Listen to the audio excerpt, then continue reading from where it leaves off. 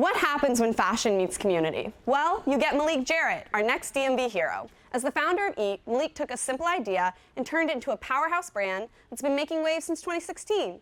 But his influence goes beyond style. His story is proof that when passion meets purpose, the possibilities are endless.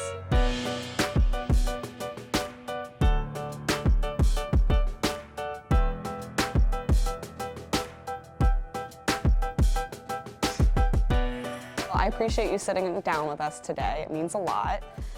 First, I guess I would love to start with, a little bit more about yourself and what it was like growing up in the DC area.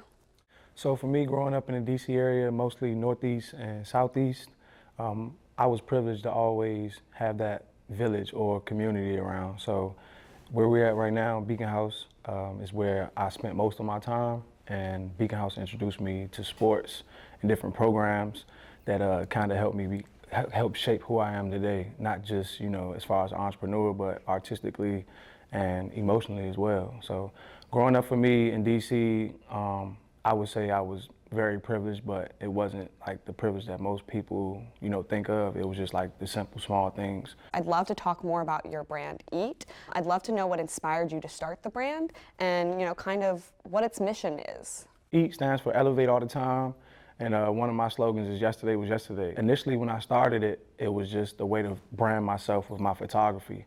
My senior year at Virginia State, I was introduced to a camera, and ever since then I was like, this is what I want to do, And so I started branding myself with EAT, and then I had to make it make sense, because I always wanted to, inspire or motivate people with anything I did. And then during that time of my life, I was just like fresh out of college, like really motivated, during the time where most people are kind of discouraged. I was like just the opposite. So, I came up with a name for it, Elevate All the Time.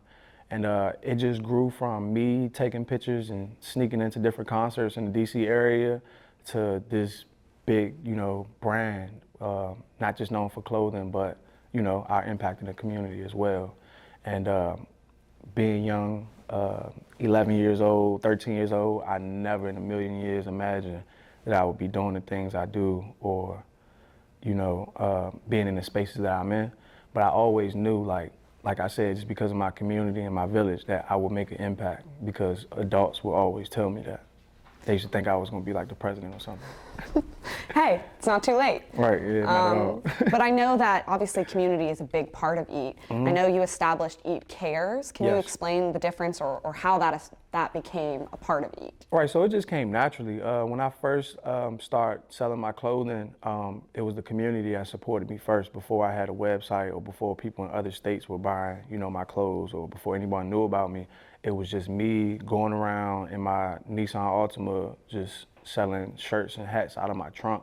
It was very early I noticed, I just kind of felt like, okay, I'm seeing things in these communities that I can help out with, and these communities are supporting me, so it's only right for me to support them. And so I was just doing, just the regular things, and early on, that was my mission. If we could just start off with providing privilege to kids, then that's that could be everything. So I started off with mostly just working with not just kids, but single moms. And I kind of started reaching out to working with more the families of incarcerated males, doing those type of things and trying to be that bridge. I just saw things that I could help naturally. And then with EAT Cares, people saw me doing my thing. They was like, okay, you want to help out? You have a nonprofit? I was just doing it all backwards. They was like, you should establish a nonprofit. You could do it this way. And so that's the way I did it. But I didn't have a mentor. I was ignorant to all those things. So EAT Cares just came about with me just doing the work that I was already doing. I'd love to know more about how EAT proceeds work. What do you do with the money that you get? My main priority has just been community, really. I know it started off with just, the clothes and everything, but it kind of shifted. And so it varies, month to month. My whole mindset was, if I have enough to just get my next order, then everything else can just go to philanthropy, because if I can buy this many hoodies, then that will be able to pay for my bills, and then even the extra money can roll over back to EAT Cares. So to answer your question, it really just varies. It's been some months where maybe, we just needed 20% of the profits to go to, the philanthropy. But it's been some months where it's taken 80% or all of it. Speaking of that human focus and helping people, I know you do a lot of work with Beacon House where we are today. Could you tell us a little bit more about what Beacon House is and how you originally got involved? So Beacon House is just a safe space. That's what it's always been for me and plenty of other kids, not just from the Edgewood community, but anyone playing with the Beacon House organization. The Beacon House organization, as far as football, sports, cheerleading, branches out all the way even into Maryland. So Beacon House has just been that safe space that you can always come to. If you needed to be fed, you can be fed here. If you needed to do homework, you can do homework here. If you need a quiet room to just sit, they can give you a quiet place to just sit. This is a place where, I learned about brotherhood and camaraderie and responsibility. I've slept in Beacon House for team sleepovers, so this is really like my home. And if it wasn't for, Beacon House always having their doors open and making it feel like a home, then I'm not really sure where I would be in life, because a lot of times where people, or during that age where, I had idle time, my first thought was just to always go to Beacon House. And I was in programs like College Bound, that would mentor me or take me on, college tours and things like that, just to show me there was more to life, more to the neighborhood, more to DC. And those things shaped my mind to dream and think big. Well, thankful for Beacon House. I've been playing pool since day one here. One of the things that kind of got me, involved in being more hands-on is just being able to walk through the door and see a kid that I never met before and say, "You Malik, right?" And I'm like, "Yeah." And they're like, "I want to be just like you. Like, I want to learn everything you know. Like, teach me how to do this, teach me how to do that." And that's what I get, from everywhere. But just seeing it in Beacon House is just like, that's me, and I'm the person that some of my friends needed to come through that door. What issues do you think children are facing today that, Beacon House and EAT helps address? So the biggest issue in the city right now is, just gun violence and the youth being involved in gun violence. And a lot of us don't have the answers and really don't know what we can do to stop it, but we know what we can do to help a kid and kind of prevent them from going down that route.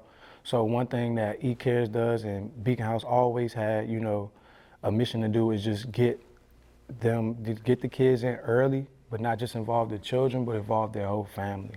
These are just years and years and years. Some of these I've contributed to. I know we talked a lot about how programs like these show what is possible for kids, and you telling us, your own experience with learning different avenues that you could take. And I would really love to know more about the partnerships EAT has had, because I know you've had some partnerships with New Balance and some impressive companies like that. And to see someone locally doing that is very inspiring to obviously me, but also kids in general. Could you elaborate a little bit more on those? If you see EAT ever collaborating with someone, it's because they care about the community as well, and they help give back as well. Shoe City, which is no longer in business, I love to death. Shoe City was like the number one, anytime I called them, they know that it's something important, One partnership that I'm really, I pray for every day is just to work with the Blues Brothers. The Blues Brothers is an organization run by a wonderful woman named Sharonda Ford, and it supports children with autism. And so DC, outside of schools, doesn't have sensory environments for kids. So how some families could just take their kids to the playground or Chuck E. Cheese or things like that, you can't necessarily do that with children with autism. They have to have that sensory environment. So I plan on partnering with her one day and just being able to help fund that center for, children with autism. How do you secure grants and funding, and what do you think could help you maybe have a better chance at getting more of that? If I was able to apply in person, then I would get a lot of funding. Once they see me, feel my presence, then I would be able to do a lot more. But I feel like with the system set up, I'm not really familiar with it, but it's almost like, you have to know somebody, just having it on paper and going through all the steps is not enough. And it's been very discouraging. So even though that's an avenue that I should, pursue, more vigorously, I don't like my mood. I don't like being in a bad mood. And so with that being so discouraging, instead of saying, oh, I need to be funded, I tell myself, I need to work hard, I need to make more money. Like I said, it's something I definitely need to pursue more harder and more vigorously, because it can make that much of an impact. And I see the reports of, the mayor's budget and how much money they're spending on these things, and I'm just like, wow. Sometimes it kind of feels like like the people who do get these grants, I'm not familiar with them, but it's like, where are they at? Like, what are they doing? I don't really see them as much. It's a couple organizations I do see. You want to see definitely the faces in the community, exactly. The ones benefiting it, because you've been here, your entire life, you right. know? Like doing programs, giving back, right. seeing that come to you. And although I commend you for, digging into your own pockets and making it work out of nothing, like we said, with children, obviously it takes a village. Yes. And I think the same thing goes with a nonprofit, right. small business. Takes a village, yes. Right? Takes a village. So take a little bit of that weight off your shoulders. With more money, what do you think that could do to help the programming that you're already doing? With more funding, it would just not only just help those kids and those families, but it would make things easier for me.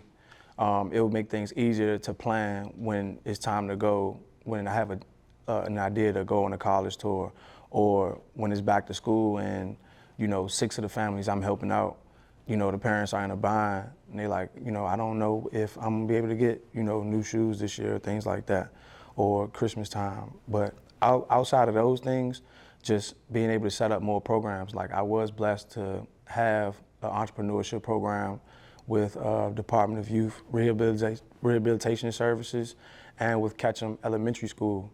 But like, with all the programs I did, I even ran a program when I was out in LA. I was doing an entrepreneurship program just virtually. But with all the programs I did, I was able to have a budget set in place, but even like so many things pop up to where it's like that budget isn't enough. And like, it would just run dry eventually. And it's just like, if I had fun, if I didn't depend on how much shirts or hats I sold that day, then I can just not even have to worry about if we're gonna be able to complete the program, I could just have that assurance and just that peace of mind. And then also I could bring more people on that care about the same things I care about and that can help me as well, because it takes a village and I'm just one person, but it's so many more people like that I could bring with me and that kids can see just as cool, just as popular, and could see in that same light.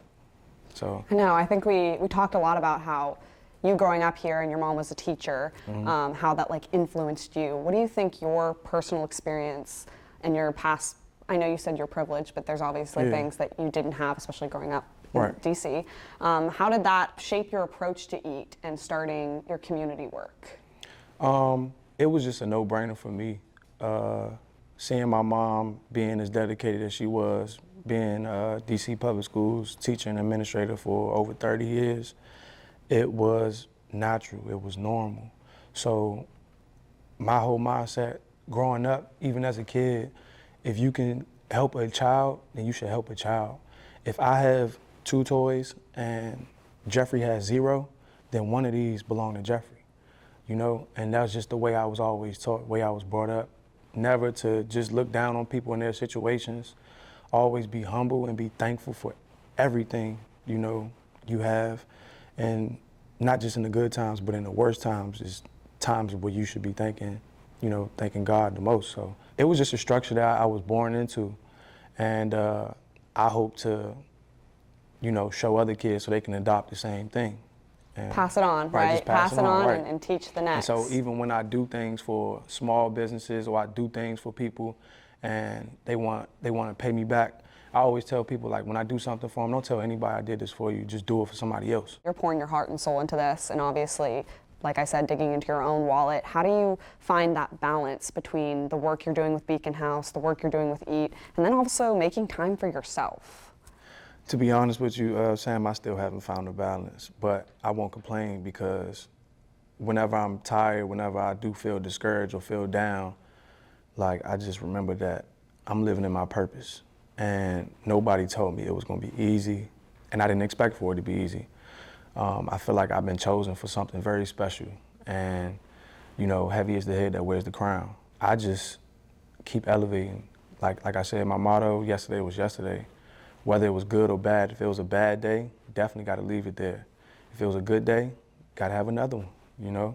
So I really just live day by day and, you know, thank God for continuing to bless me. Stopping or doing anything else is not an option. I can't imagine it. I really can't. I know we were talking about some future partnerships that you want to secure and, you know, working with kids with autism and getting more money and more funding so that you can put back into the programs that you're creating. I would love to look towards the future with you, and if you could envision whatever you want for EAT, for Beacon House, what do you see?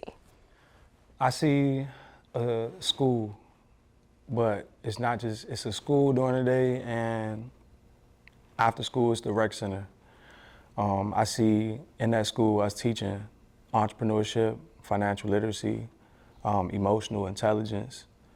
I see all of those things happening for EAT. That's my ultimate goal. The easiest way for people to like get involved and help with my personal page, All Homage on Instagram. Instagram has this cool feature where you can subscribe. And so right now I have like 37 subscribers. And with that subscription, it's $5 a month. And that is set up directly to the eCares bank account. I spend that on my football team, getting uniforms, transportation, and just like the miscellaneous things, haircuts, you know, shoes. Kids are growing. What advice would you give to maybe a young person who wants to get more involved with their community and make a difference? The advice I would give to a young person is don't be afraid to be yourself. Embrace who you are.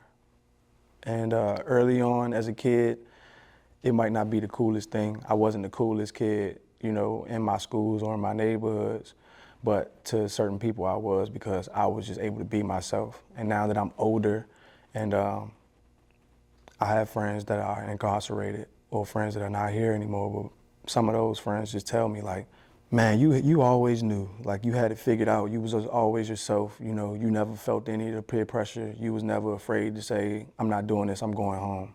Or, you know, just those things like that, just be that leader and be myself. To those kids out there, embrace it. If you're different, that's the best thing you can be right now. It's just different from everybody else. I'm Samantha Gilstrap. And we are DMV Heroes.